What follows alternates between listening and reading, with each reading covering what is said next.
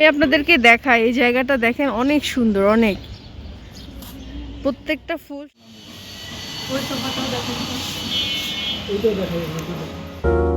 আসসালামু আলাইকুম এভরিওয়ান, আশা করি সবাই খুব ভালো আছেন। আজকে আমরা একটা জায়গায় যাব। কোথায় যাব? কোথায় যাব বলো? আরো কিছু জিনিস দেখার জন্য, সো অবশ্যই সাথে থাকবে। তুমি তো ব্যাগ নিছো, সুন্দর তো। রোদে দাঁড়ায় থাকো, একটু রোদ পোহাও, এখানে দাঁড়াও আম্মু, রোদ পোহাও। ওরা আস্তে আস্তে, আমরা একটু রোদে দাঁড়ায় থাকি। তো আমাদের সাথে বোনরাও অ্যাড হবে, তো আমরা ওয়েট করতেছি। সুন্দর ঝলমলে রোদ উঠেছে, তাই না মাম্মা? একদম জানুয়ারি মাস, কখন যে শীত আসলো আর কখন যে শীত আস্তে আস্তে চলে যাচ্ছে এটা বলা বাহিরে। সো এই যে প্রিটি লিটল বেবি, বেবি এদিকে তাকাও। আমরা যদি ওখানে পিঠা উৎসবে যাই, তুমি কি পিঠা খাবা? পিঠা খাবা? কোনো কি পিঠা খাবা বলো? তো অনেক সময় কষ্ট করে বের করে আমি চলে আসলাম শিল্পকলা একাডেমিতে। সো এখানে যেহেতু আসছি, কিছু কাজ আছে আর তার পাশাপাশি আমরা এখানে একটু আড্ডা দিয়ে নিই। সো এই জায়গাটা খুব সুন্দর, রোদ উঠেছে আর ঝলমলে রোদ। শীতের সকালে মিষ্টি রোদ খেতে কার না ভালো লাগে। তো সবার মতো আমার অনেক ভালো লাগতেছে, আর এই ফুলের রাজ্যে এসে তো মনটা আরও উৎফুল্ল হয়ে গিয়েছে। এত সুন্দর সুন্দর ফুল চারপাশে ছড়ানো, অনেক দিন পর এই সুন্দর ফুলগুলো আমি কাছ থেকে দেখতে পাচ্ছি। সামহাও অনেক দিন হলো আমি এরকম ফ্লাওয়ার্স দেখি না। তো আমার তো অনেক বেশি ভালো লেগেছে, আর মেয়ে তো খুব বেশি এনজয় করতেছে।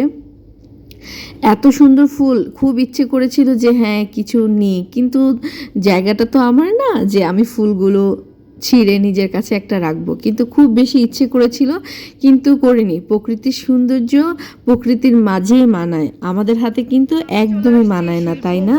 একাডেমিতে আর এখানে এসে এত সুন্দর সুন্দর ফ্লাওয়ার্স দেখেছি, দেখে তো নিজেকে আর ধরে রাখতে পারিনি। আর নারীতে ফ্লাওয়ার্সের প্রতি একটু ইমোশনাল থাকেই, সো আমাদেরও কিন্তু তার ঊর্ধ্বে নয়। সো এখানে পিকনিক হয়ে যাচ্ছে, ও খাবার দাবার খাচ্ছে, আমিও খেয়েছি, অনেক খিদা লেগেছিল আসলে। মর্নিংয়ে শুধু একটা এগ খেয়ে আসছিলাম।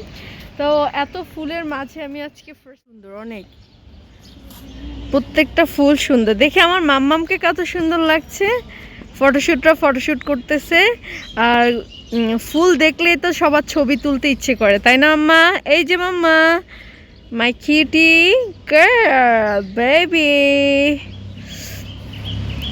সো এটা কি ফুল আই ডোন্ট নো, আর এটা তো আমাদের চীনা পরিচিত। তো যাই হোক, এমনিতে ফ্রাইডে অনেক ব্যস্ততা রেখে আমি আসছি, আমি এক্সপেকটেশন করিনি যে আমার এত দেরি হয়ে যাবে। সো এখানে কি প্রবলেম, আসলে যে কোনো ফার্নিচার আসে এবং কি দ্রুত সেল হয়ে যায়। সো এখানে আমরা দেখতেছি, দেখতে দেখতে আমার মাথা, বিশ্বাস করবে না, একদম ঘুরে গেছে।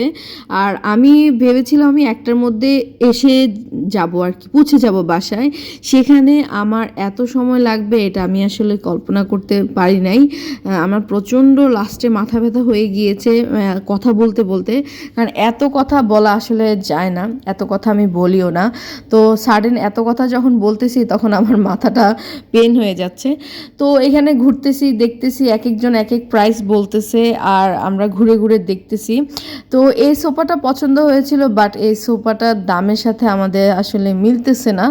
সো এখানে আরও অনেকগুলো সোফা দেখেছি যেটা আমাদের মিরপুরে আরও কম, সো সেই জন্য এত কষ্ট করে এখানে আসছি, এটা কেন নিব। তো যাই হোক, চকচক করলে তো আর সোনা হয়ে যায় না, তাই না? তো যাই হোক, আমরা এগুলা সব বাদ দিয়ে দিলাম, এগুলা বাদ দিয়ে আমরা মুভ করলাম অন্যদিকে। দেন কাঠের সোফা নিলাম, একটা টেবিল নিলাম, আর নিলাম। অবশেষে আমরা বাসায় যাচ্ছি, আমার প্রচন্ড মাথা ব্যথার ক্ষুধা।